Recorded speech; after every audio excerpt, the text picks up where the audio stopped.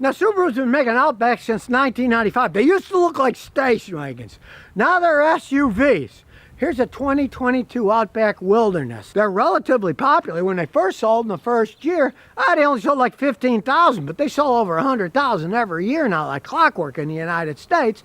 So there's got to be something behind them. Now, you start out, you can see it's good looking. He added those cool lights in the grill, but this has the 1-inch lift kit on it. 1 inch isn't going to hurt anything. Beautiful blue, and I like the fender wells like it because this is, like all Subarus, all-wheel drive. This guy isn't one of those yuppies that's buying one and taking the kids to a soccer match. He actually takes it off-road.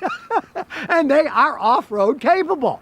They're not like a show off-road. They can actually be taken off-road if you want to. Now, most people want something like this. They want a reliable vehicle. So, it's a 4-cylinder engine.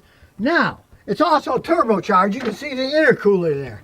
Now, as we all know, I'm not a big fan of turbochargers on gasoline engines because they wear out faster. In this case, you're going to get so much more torque when you're driving down the road. It's a worthwhile thing. These engines don't have head gasket problems like they used to. The original ones are made in Japan. You can see this one is made in the USA.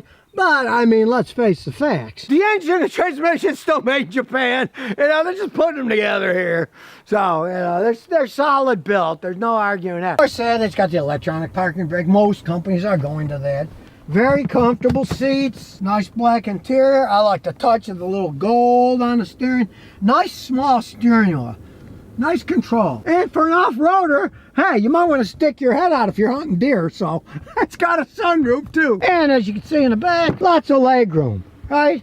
And again, solid. Open the back, it's also got a good sized trunk. It's kind of like a miniature station wagon. The early ones, like I said, station wagons, they morphed into SUVs, but you can put the seats down. Look at all the stuff you could haul. Now they got a trailer at their house, and it'll tow 3,500 pounds. Not bad for a 4-cylinder engine. It is turbocharged after all. Now, if you want, this is a Wilderness after all. It'll hold 800 pounds on the top, so you can put a tent up there if you want, as long as you don't have 3 guys that weigh 300 pounds each. Of course, they're not going to be climbing up there anyway. It sounds like a typical Subaru boxer engines. They have a unique sound, just like the Volkswagen Beetle. They haven't had head gasket problems in decades. They're solid built. Like I said, I'm not a fan of the turbos, but if you're going to go off-road, you don't want to get stuck in places, and you're towing stuff like he is, they do come in handy, and he does change his oil a lot. We'll see what happens over time, but from my experience with these, they can last quite some time because these aren't like the WRXs where the kids drive the heck out of it and destroy the things. You get one of these off-road stuff. You don't off-road at 120 miles an hour, you know? You take your time when you're off-road. Unless you want to go over the cliff on the edge, which wouldn't be a smart move. You can see the fuse they added for his fancier stereo system. Now, this is a CVT transmission, but it has the fake gears to it if you want to shift it that way. So we're going to take it for a little road test. The owner of this road tested the CVTs 4 or 5 years ago, and he didn't like it. He owned a Subaru before this one too, and he tried out, it was a really old one, he tried out the CVT and one 4 or 5 years ago, and he didn't like it, but he said he likes this one a lot better, so we'll see how it does. It's got a nice backup camera, nice pixelation there, and you can see it does kind of fake shifting. It doesn't have gears, but I have to say it's a vast improvement over the older Subaru CVTs, as is the handling. It's got nice handling. We're gonna take it to our little drag strip in the sky. Seats are really comfortable, and I love this steering wheel. It's a nice small steering wheel. Lots of room for big guys so their legs don't hit it, and they're more fun driving. Power steering set up perfect for this all-wheel drive system. Doesn't oversteer, doesn't understeer. Now, I was thinking about buying a Mazda CX-9, but he likes the more space in this, and it was 10 grand more for the Mazda. I think he made a wise decision. He's got his phone hooked up, so he can do whatever he wants, and he just put it in sport mode. So here we go, off to our little drag strip. Well, there's somebody behind us, but we're stopping because it's my neighbor in his Hummer. So, here we go. We're gonna race him. Oh, he didn't know we were racing, so here we go. We'll start all over again. He went to pass me. He didn't realize I was doing my drag strip, so here we go. And there's a turbo kicking in. Nice sound. And really, now if you would have blindfolded me and told me it had an automatic transmission in it, I might have thought so, because it does have those fake gear shifts in it, which makes it much more fun to drive. You noticed it wasn't the typical CVT that will just red line all the way to 6,500 and stay there. No, it goes up and down. I gotta say, in terms of drivability, this CVT is much more drivable. Now, time will show if it holds up, but they haven't had any problems that I've seen yet with them. And this one's a year old. And of course, it's got lane avoidance and saw someone coming up the hill, and if I go over the line, it's gonna beep at us. There it is, lane departure, warning, warning. Now again, it's a turbo, so look, we're going 40, let's punch it. Can you pass people? Certainly can pass people. Look at that. And the transition down was good. Now, if he's driving normal, he gets about 26 miles a gallon on a highway, not like I'm driving now. So you consider you got a turbo, it's got a lot of zip, all-wheel drive, it is an SUV. They are somewhat higher in the air, so they'll get a little bit worse gas mileage. That's good gas mileage for an off-road capable vehicle. If you ask anybody who has off-road capable vehicles, some of them get like 6, 7 miles a gallon. Look, the phones, check it out. You can see what the all-wheel drive system's doing. Play around with that. The auto stop, I like the idea that you can turn it off. I find that one of the most annoying things, on top of it wearing your engine out faster. I really do have to say, I'm pleasantly surprised by the CVT work. See, it acts like it's got gears, it's acting like a shifter, it doesn't. And if you really want to go, you can put it in manual mode and fiddle with yourself with these cool little paddle shifters here. Now, a lot of times those are just toys for people to screw around with, but in this case, they have practical functions. You go off-road, you can put them as low as it goes and play with it manually, so you're not going to get stuck in the sand or the mud. Now, you notice his turn signal clicks a little fast. Well, he put LEDs. I didn't put any belts resistors in it yet, so that's his next project. Now, as I said, this is off-road capable, and these all have waterproof coatings on them, so you get wet and dirty, well, you can hose it out. You don't have to worry about it. So there you have it, 2022 Outback. I gotta say, I'm pretty impressed. I am not a turbo fan, but I can see the reason behind having a turbo on this. If you're going to take care of it, change the oil a lot, you're going to have a lot more torque if you're taking it off-road. And it certainly has much better passing ability than the normally aspirated ones have. The biggest surprise to me was the CVT transmission. Hey, that thing really surprised me. It acted more like an automatic transmission. The engineers at Subaru aren't stupid. They're just like Toyota. They see, hey, what do people want? Do they want something that goes like a motorboat, or do they want something that goes up, down, and shifts? Even though it's not really shifty, it feels like it is. And it has a much better feel than flooring, and it's just rev, and you can feel the slippage. This, you really don't. I was impressed, I gotta say. They seem to have this CVT down. I haven't seen any problems with them yet. We'll see in 4 or 5 years, but it has a feel that it's gonna hold up better. All right, you think this car's falling apart. It's got 349,000 miles on it, but it's an 07 RAV4, original owners, original engine, original transmission. They got two 2007s. One's a Matrix, one's a RAV4, the fancier version. If you always wonder why they call them a RAV4, some of it really doesn't make any sense, but it was called RAV4 because Toyota saw they were a recreational activity vehicle with 4-wheel drive so they can go off-road. This particular one is just front-wheel drive. Most of them are front-wheel drive. Now people are buying a lot more 4-wheel drive. Somehow they got suckered into they need 4-wheel drive. Bunch of baloney. Look, this guy lives in Ohio. He didn't have any problems with it. 2-wheel drive in the snow. My son had one in Massachusetts. You don't need 4-wheel drive in most places. It's overkill for most people, especially with one like this. It's got a V6 engine. The engine and the transmission is in the front. All the weight's in the front. You're pulling with the front wheels. It's perfectly fine. Now, when they lived in Vermont, they put snow tires on. Here in Ohio, they're not going to be putting snow tires on. They also did in Colorado. Studded tires too. But it didn't need 4-wheel drive. They didn't get stuck. You really don't need 4-wheel drive in most situations. As old as this is, the owner just told me these are the original headlights. Look at that plastic. They made plastic better in those days. Now, sure, the lights on my Matrix, which is the same Euro 7, look great, but those are aftermarket because the original ones fogged away. So you pay a little bit more for the RAV4. They used to make them a lot better. Now, this is a typical classic RAV4. As you can see, it's 07. It was made in Japan. That's what you want. Look at the interior. Hey, that's still in pretty good shape. Man. They took care of this vehicle. And yes, I'm not making it up. We'll turn the key on. Check out the mileage, 348,475. Now, does it sound like a bunch of rattling bolts started up? No, it sounds like a Toyota. Is it shaking? No. Everything on it seems to still work. Got some basic phone stuff, even though it's an 07. And of course, it's older, so it's got a CD player. For those of you who don't know what a CD player is, you got these discs, you threw them in there and music was on it. Well, we've gone past that, but it's still there and it still works. It's a fancy model, so it's got a sunroof. Still doesn't leak. And just like the Matrix, they sure know how to make these cloth seats. They're still in excellent shape. Now we'll go under the hood and we'll look inside. Almost 350,000 miles. That engine's still pretty quiet. It's not clanging away. If you watch that video I made last year in Rhode Island, it was a guy that brought me one of those stupid Dodge ProMasters that was just a rebadged Fiat little delivery van. That thing had like 4,500 miles. It was clacking like it had 800,000 miles on it. This thing doesn't make any noise at all. Now this has a V6 engine in it. Many of them had 4-bangers in them. A lot of them had 4-bangers. 4-bangers are fine too, but he wanted this because he wanted more power. They travel all over the place. They lived in Colorado for a while. They're going up the Rocky Mountains. And they're excellent engines either way.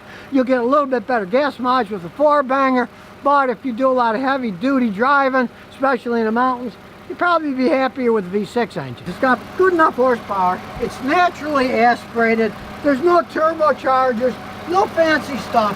Just basic fuel injection on a V6 engine and a transmission that still shifts really well. It has the original alloy wheels on it and they still look pretty good. And being the older style RAV4, it's got the spare tire on the back. I don't know, I just happen to like the spare tire on the back. You know, you got a real spare, it's on the back, leaves a lot of room inside. You can see you got their pillows and everything for traveling. And you pop the seats down. You can throw a lot of crap in one of these things if you have to. Solid made in Japan vehicle. And just like my Matrix, you can make the back flat, and the owners have done that and slept in it when they had to. They do have a lot of room. I had a customer in Houston, they turned one into a little camper. Now, it was only one person that was doing the camping to get the stove and everything in there, but, you know, they've got a lot of space inside. Now, he wants me to forecast the future, see if you can get another 300-something thousand miles, so we're trying out this new scanner I got, this Autel, and we'll see what it says. We'll plug in and hey, even the electric seats still work. Here we go. Diagnostics, auto detection. We got a Toyota. It's talking so we can start it up. Remember, this thing's got 348,000 miles on it. The tire pressure monitoring lights on it. It's got a code for that, so let's see what that is. And it says, data from transmitter ID 5 not received. Well, that's a spare tire. That one's not working. The batteries wear out. This thing is what? 16 years old, right? So, of course, the batteries and the sensors are going to go out. Most people just ignore it. Check the tire pressure with gauges. That's typical in any vehicle. Everything's green. So let's check out the engine and ECT system live data. We'll see what kind of shape it says. So start it up again and we'll wait till it comes up to live data. Here we go. Short-term fuel trim, it's adding 1.5 to it idle. That's not bad for a car with that kind of mileage. Short-term fuel trim on a bank 1 is 3.1, so they're about the same, 2-3%. You're going to get some trim done on a car this old. And in this case, it's generally adding a little fuel because having 348,000 miles, the fuel injectors probably just won't spray exactly the amount of fuel. They'll be a little bit short, not quite enough fuel, so it's adding a small amount. And the air fuel sensor, you can see, look, 1 is perfect. It's pretty close. 0.998, 0.999. That's pretty close to perfect, which is, you know, 1.000. Bank 1 and Bank 2, they're about the same temperature, 284.1, 284.3. Of course, realize that is Celsius. Shows you the battery current with amps here. That's one thing you got to understand. If you're going to be looking at even an old Toyota like this, 2007, you get a nice scan tool like this Autel, you're going to get all kinds of data that you are not going to get out of other machines. Cheapo scan tool isn't me giving you all this data. These are serious machines for people who want to analyze stuff. So far, I do have to say, for a $369 scan tool, this thing is pretty good. You can see it's a typical Toyota. It's got 6-cylinder, and the misfire count is 0 for them all. Even though it's got all that mileage, 0 misfires. Looking at the data here, but if you're really going to work on your own vehicle, you can see these things can do quite a bit. All of the active testing it can do. Fuel pump, vacuum switching valve. Look at all the things it can test out. Control, valve timing, variable valve timing. Lock up the torque converter, activate that. Activate the shift solenoids. Look at this stuff. I mean, it kind of makes your head spin. Control all cylinders fuel. Look at what this thing can do. It's insane. The memory, reset your oil change. You can see how the air, fuel, oxygen sensors are operating. Now, I wish they had all this data when I was a younger mechanic. It would have made my life a lot easier. Maybe I wouldn't have lost as much hair pulling it out trying to figure out what's wrong with cars. But that being said, with all these mileage on this car, there really isn't that much wrong with the thing. So where we go backwards, no backup camera, so we gotta look. As we get going, you can see these aren't outrageously high, but they're nice high in the air. You get a nice view, and the windows all around, you can really get a good view of all around. There's not really any blind spots. Pretty well thought out window setup. And I mean, this V6 engine, you step on the gas. It's got plenty of pickup left, even with 349,000 miles on it. And now, it's an 07, so it's a little older. It handles fine. The new ones actually handle quite a bit better than these old ones. But, hey, zipping around, you still don't feel like you're going to lose control. And the transmission itself, look, when you go to passing gear, goes down, goes up, still smooth. And the brakes work perfectly fine. No problems with that. Now, you can hear a little noise there. You're going to get bushing wear. Things are going to creak when you take corners. Got all this mileage. It lives in snowland its whole life. You might get some AT205 reseal or some WD-40 and spray all the bushings. We'll take it on a little highway where there's no one in the way. You can see people drive like maniacs around here. That guy was missing his front bumper. A car just the other day rolled over here in a ditch. Still handles quite good in the twisties here. I don't feel any particular oversteering, understeering. And when we get to our little drag strip here, we look, there's nobody behind us, so we can stop. And now, here we go. It still burns rubber. Hey, this is an engine and a transmission. Look at that. You got a nice high view of the countryside. You don't have to worry about speed bumps. Well, the only real downside I see in this vehicle, and it's typical with Toyotas, is the sun visor keeps falling down. Well, you can't have everything, right? Whee! And I do have to say, it's a lot more fun to drive with this V6 than the 4. People whine about the acceleration of the 4s. You're not going to be whining about the 6-cylinder acceleration. It's no turbo, just a plain old naturally aspirated V6 engine. Now, eventually, this is going to need a left front wheel bearing because I can hear it humming a little when I go. The noise changes. I can hear it getting louder when I go to the left. It's wearing. Eventually it's going to need replacing, but it hasn't worn a tire yet. And hey, if you've been spinning around for 348,000 miles, I guess it's time for a rest and replacement if you're a wheel bearing. Hey, it's still a very solid vehicle for cruising down the road. You don't want all that mileage on them. They know what they're doing when they build these things in Japan. So there we have it. Now the owner wanted to know, can he get more mileage out of this car, right? Well, if he puts another 100,000, it would have gone to the moon and back. It's got another 100,000 miles to come back, and it wouldn't surprise me if it did at all. CX-9, and the guy's the original owner, so we learned a lot about this vehicle by analyzing it. It's his wife's car, and the reason they got it is rather hilarious. They had 2 diesel Volkswagens that got bought back from Dieselgate. His wife got this, and later he got a used Lexus, which he loves. And we'll give a total honest analysis of it. Now, it's been in a few wrecks. It's hit the curb here, and he had the wheel bearing put on, and then he had to have the wheel bearing done again. So, it's not a problem he's had normally. You start hitting curbs, you'll wreck wheel bearings. That's just what happens. And it's almost always the right front, because when you're driving, you can see in front of yourself, but you can't see in front of the passenger as much, so that's the one that usually hits stuff. So you look under the hood, well, see the heart of the beast, which is the Skyactiv technology engine. Guys, it's a 2.5 liter 4-cylinder engine. Now, being a relatively large 4-cylinder engine with all-wheel drive, it gets 26 on the highway, which is okay considering its size. Even though it's not a V6, it still has decent horsepower. And to make guys like me happy, it does have a 6-speed automatic transmission. The ones I've driven before were really fun to drive. We'll see what happens when we road test this. Now, granted, this is a turbocharged engine, but it's a 2.5 liter. It's not like it's a little bitty 1.5 or 1.1 turbo. It's already got a decent size, And from my experience with these Mazdas, they have not particularly had any turbocharged problems. Now this one's been in a few wrecks, so it's gone through the washing machine a little bit. Let's start it up and listen to it. Sounds perfectly smooth, you can see. Got 137,000 miles on it. And as you can see, the control for your right hand is pretty good. It's right where you want it. Gives you all kinds of selections of what to go through. Yes, it does have the horrible electric parking brake, which I hate, but what can you do? But on the other hand, you can go manual shifting if you want. Go up, down.